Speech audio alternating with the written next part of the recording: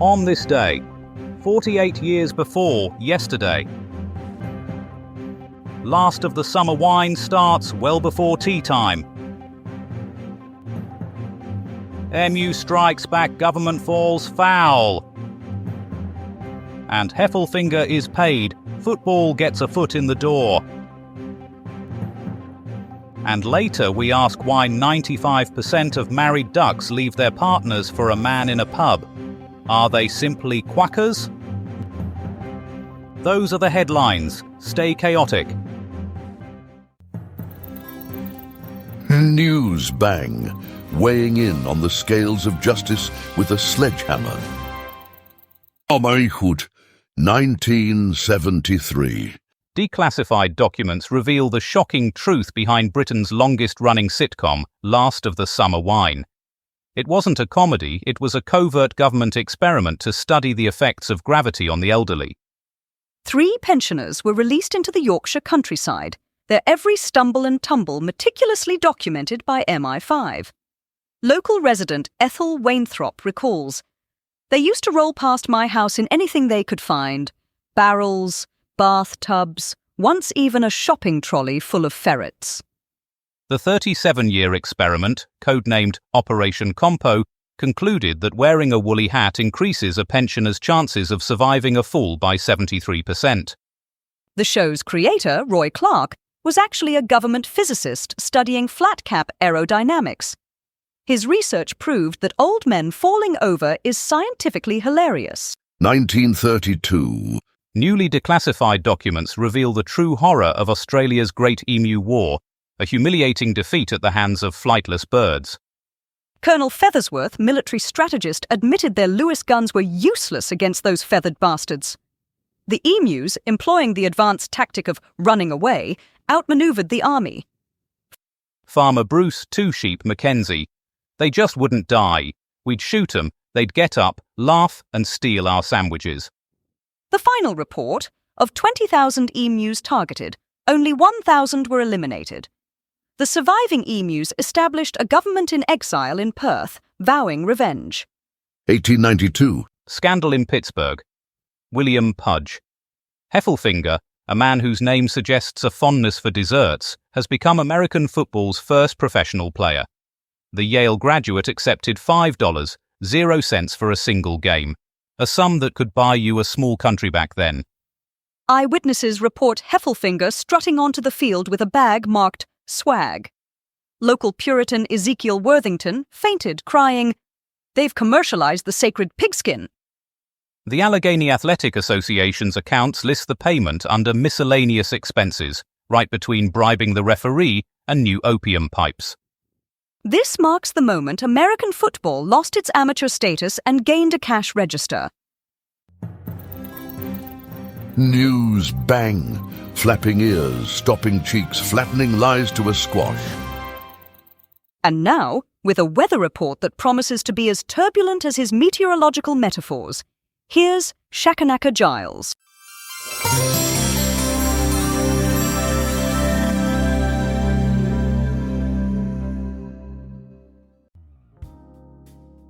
All right, weather watchers, let's get straight to it. In the east, we're looking at a right old mess. The kind that makes the Bowler cyclone look like a light summer breeze, winds howling like a pack of rabid hyenas, with a storm surge that'll have you clinging to your brolly like a sailor to a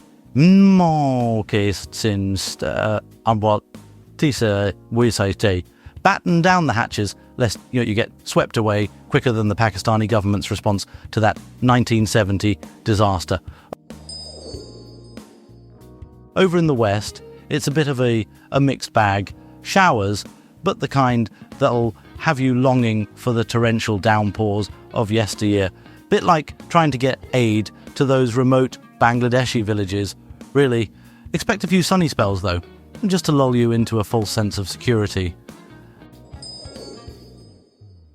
And in the north, well, it's a veritable winter wonderland. Snowfall so heavy it'd make the Himalayas blush. Might want to keep an eye out for any political tensions brewing, though you know how these things can escalate quicker than a Bangladeshi independence movement. In summary then, batten down, pack an arc, and keep your wits about you. This weather's got more bite than a starving Bengal tiger. And that's all the weather.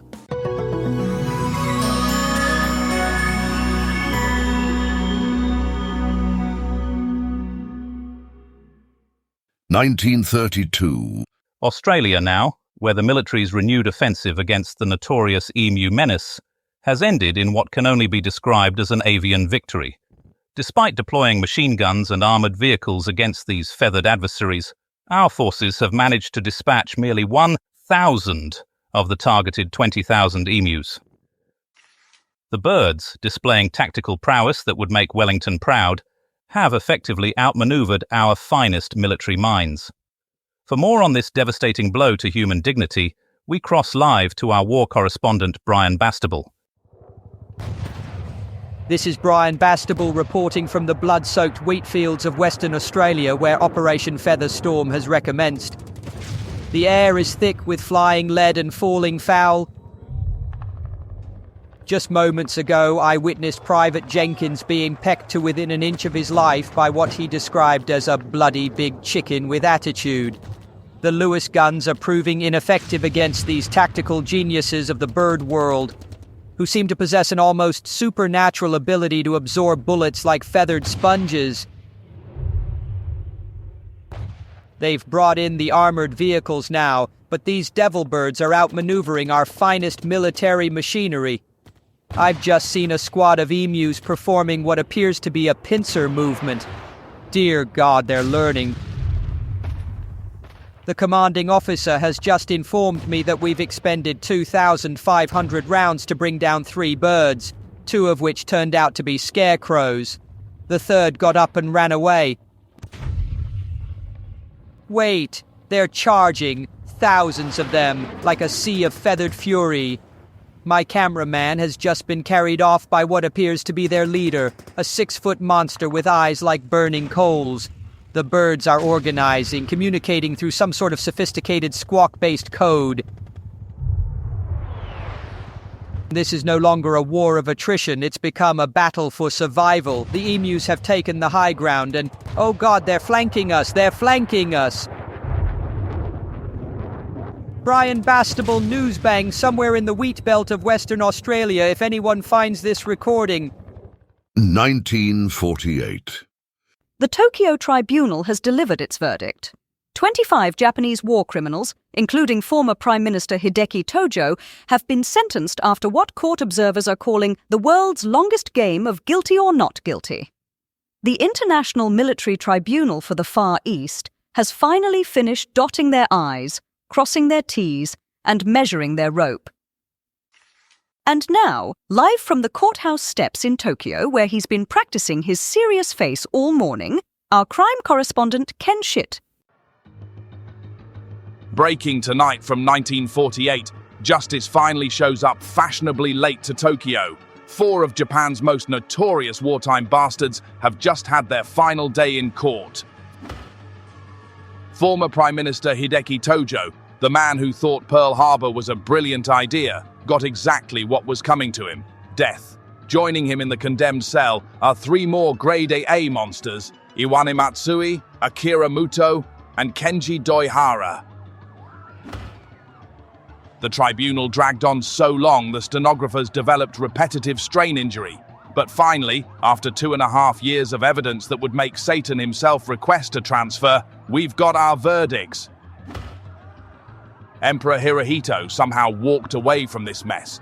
Mind you, he's got the best lawyers that American occupation money can buy. The rest of this lot, not so lucky. The evidence against these 4 was overwhelming. Nanjing, Bataan, Unit 731. I've covered some proper villains in my time, but this lot take the biscuit, the tin, and the whole bloody factory. This is Ken Schitt, reporting from Tokyo, where justice might be slow, but it gets there in the end. Back to you, Pamela. There's a news bang, thundering truths in a slightly worn sneaker. 1892. Our sports correspondent Ryder Boff reports now on the first professional player contract in American football.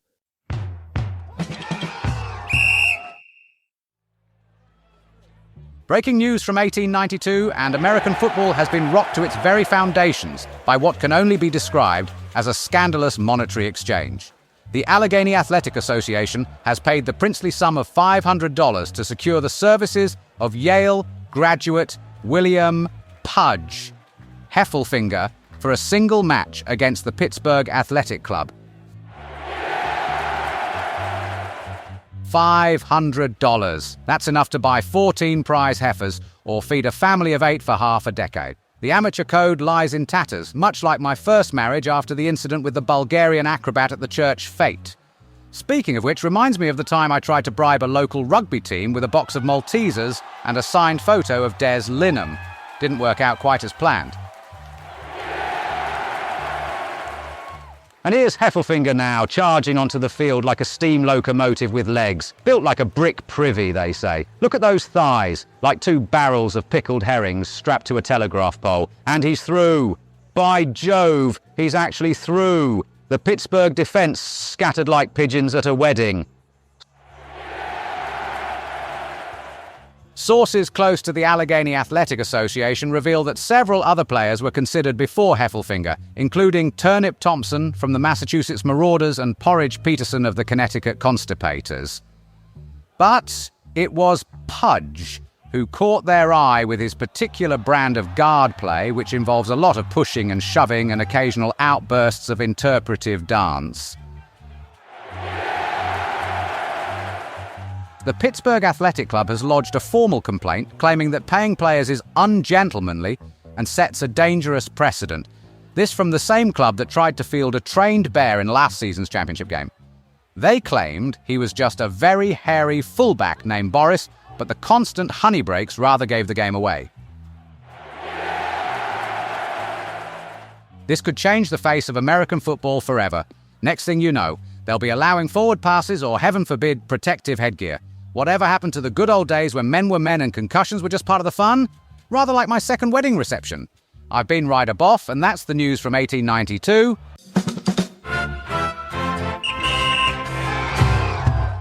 And now, an environmental report that's more explosive than a fertilizer factory in a heatwave. It's Penelope Wind Chime. Penelope, what eco-mayhem are you mourning today?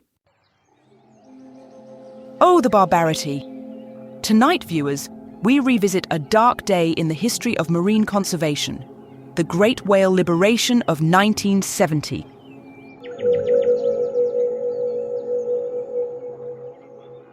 Those misguided eco-warriors, blinded by their so-called enlightened ideals, decided to liberate a magnificent sperm whale by blowing it up. Yes, you heard that right. They strapped dynamite to this gentle giant, this majestic monarch of the deep, and launched it skyward.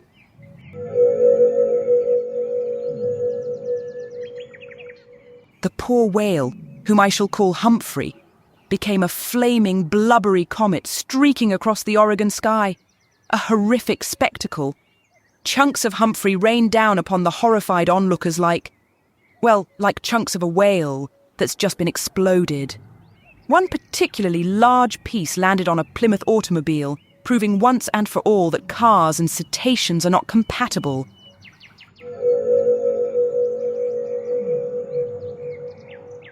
This act of eco-terrorism, this blubber-based barbarity, sparked outrage around the world. Except in Nebraska, apparently, where they still celebrate Whale Tossing Tuesday.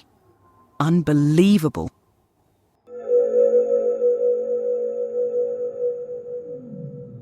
This is Penelope Windchime reminding you, leave the whales alone. Let them swim in peace. And if you see anyone with dynamite and a gleam of misguided environmentalism in their eye, run for the hills. Polly Beep brings us today's transport catastrophes from her position suspended above the M25 in the Newsbang helicopter. Good evening, road warriors. We start with a sinking situation off the coast of Virginia. The SS Vestris is taking on water faster than a sinking ship. Passengers are panicking, the captain's shouting, and the lifeboats are overbooked. Avoid the area unless you fancy a front row seat to a maritime disaster. Over in Queens, New York, American Airlines Flight 587 has decided to take an unscheduled nosedive. It seems the plane's tail fin went for a solo flight, and now they're having a rather bumpy landing. If you're on the Belt Parkway, expect delays, and maybe invest in a good pair of binoculars. Hold on to your hats, folks, because we're going to New Delhi for a mid-air mayhem. A Saudi jumbo jet and a Kazakh cargo plane had a disagreement at 30,000 feet. Let's just say it's raining metal. Avoid Delhi, unless you have a penchant for falling debris. Back in Blighty, the M25 is a flamingo fiesta. A flock of escaped flamingos is doing the conga across the motorway, causing a pink pandemonium. And on the A1, it's medieval mayhem. A lorry full of suits of armour has shed its load, turning the road into a nightmare. This is Polly Beep, signing off. Drive safe and watch out for falling flamingos and rogue knights. 1912. Calamity Prenderville explores now how British ingenuity revolutionised polar exploration through the power of early computing and corned beef.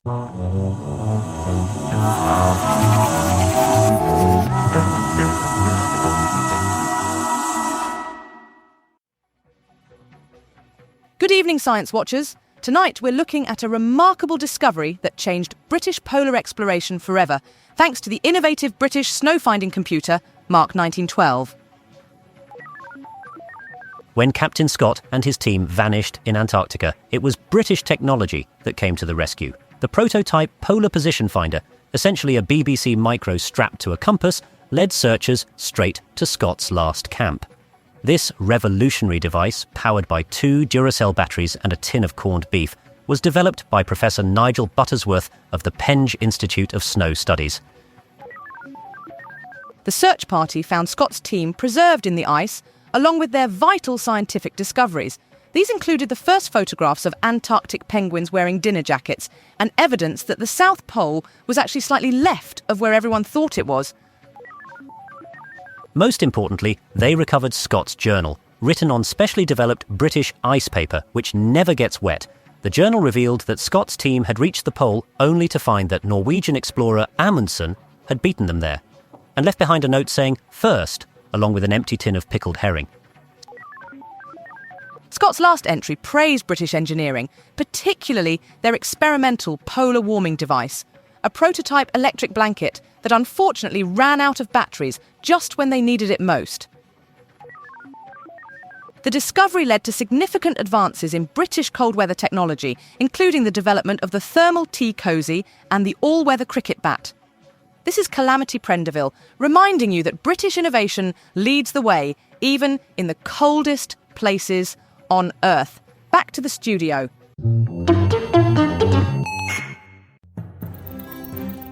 The news bang, hurl truth grenades at the juggernaut of deception. Ameichut, 1973. The BBC has just unleashed what can only be described as an unprecedented assault on the nation's television screens. Last of the Summer Wine premiered today, a show about 3 elderly men wandering around Yorkshire, occasionally falling down hills. The pilot episode, entitled The Lost Key, marks what experts are calling the beginning of the longest sustained attack of whimsy in broadcasting history. Early reports suggest viewers were exposed to unprecedented levels of cloth, caps, and mild peril. For more on this cultural watershed moment, we cross to our culture correspondent, Smithsonia Moss. Now, at this point of the evening, we welcome listeners on FM who've just joined us.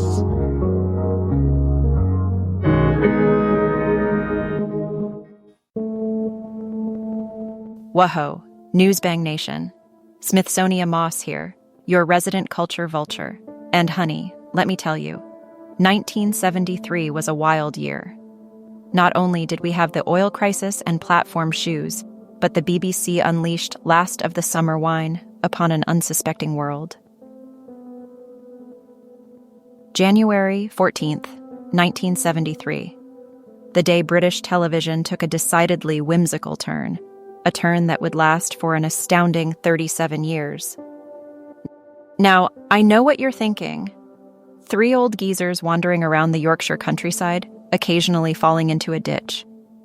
Sounds thrilling, right? But hold on to your hats, babes. Because Last of the Summer Wine wasn't just a sitcom.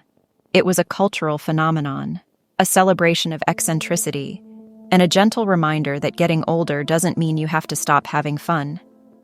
It was like The Golden Girls meets Monty Python, only with more tea and fewer sequins. Roy Clark, the mastermind behind this comedic masterpiece, had a knack for capturing the quirks and absurdities of small-town life. He created a world populated by lovable eccentrics, nosy neighbors, and 3 geriatric delinquents who were always up to some sort of mischief.